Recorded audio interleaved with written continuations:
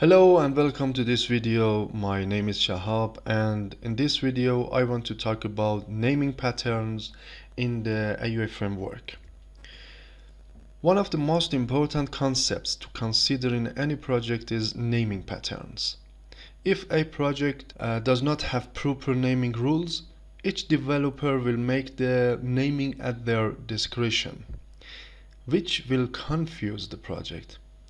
As we've read in the clean code book, you should name a variable with the same care we do in naming a firstborn child. The layer naming pattern in the AUA framework is as follows: company name dot project name dot layer name. The company name can be 3 or 4 characters, then the name of the project, and finally the layer name.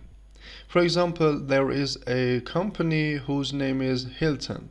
The Hilton will use the following naming pattern for its shop projects layers: hill.shop.common, hill.shop.data layer, and so on. Hills here stands for the Hilton. The shop is the name of the project, and third part of the name is name of the layer. These layers can be less or more on different projects. Now let me describe this pattern for the entity and model by an example. For instance, for the entity of person, the AUA does naming in this way: entity person.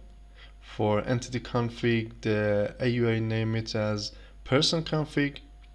Data transfer object, person DTO. View model, person VM, and for data model, person DM or person VO. Let me add some information for the DTO. 3 layers including service, API, and UI will interact with the DTO. The DTO layer is mapped from the entity, and it is equal or greater than the entity, not less than it. It means that all the fields which exist in the entity also exist in the DTO. It can be more, but not less. Now imagine you want to interact with the UI, and the number of fields which you want to work with are very less than the DTO's fields. In this case, it is not a good idea to work with DTO. It's better you create a view model class and put those items in it and interact with the UI. About the data model, for instance, you have a function that has 10 or 12 inputs as parameters. In this case, it's better to create a model and put those fields inside it and pass this model to the function. The AUA calls it data model or value object.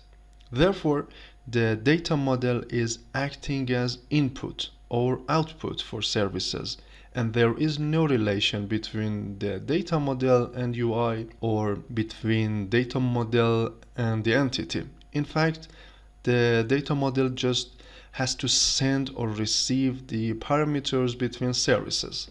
Another concept at the AUA is naming the view models which use for actions. The AUA uses the DTO as long as a DTO meets our need to work with an entity.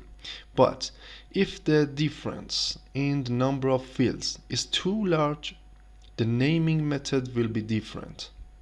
For instance, we need to pass different parameters during interacting with delete, update, and insert actions. Well, in this case, we will use this pattern to naming the view models: action plus entity plus view model. For example, for the person, we use this pattern: insert person VM, update person VM, delete person VM, bulk insert person VM.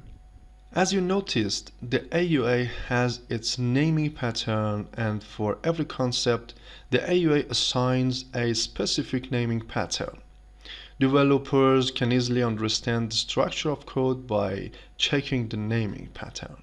And overall, the AUA is just suggesting these naming patterns to you. Of course, you can have your own naming pattern.